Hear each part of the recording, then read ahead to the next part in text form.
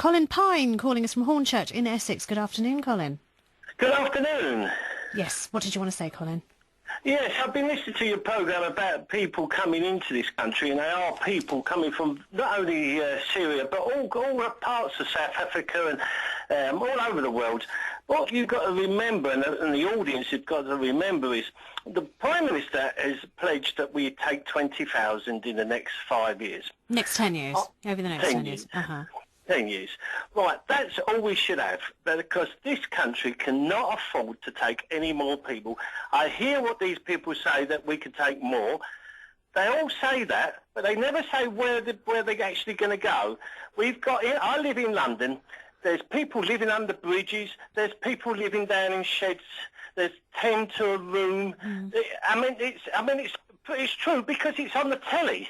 They show you on the telly. Councils go in.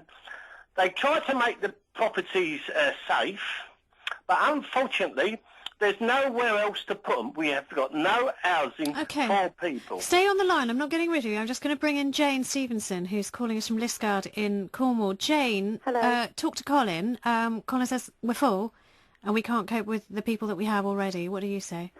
Do you know what? I haven't got all the answers to this. I really haven't, and I can understand his point of view. You can talk to him directly. Colin's here. Hi, Colin. Yes, hello. But my point is that the children are already in Calais and Dunkirk. They're already there. A lot of the information isn't getting into mainstream media, but it's terrible, the situation they're in. Can I answer you there? We see that every day. We see what Calais is like. If this country was tomorrow, the Prime Minister said, we'll take every single person out of the jungle, children, families, men, women, out of that jungle tomorrow, put them on a ferry and put them in here by Monday morning, that would be lovely. That would be lovely. That's not my point. That's not my point. But it would be full up by the following week. Colin, let her make her point. She's saying that's not my point. Jane, make your point. My point is that if that camp was in another area, there'd be major aid agencies in there. I don't think people realise there's not one major aid agency. I support UNICEF. They're not in there. Oxfam, no big aid agencies are in there.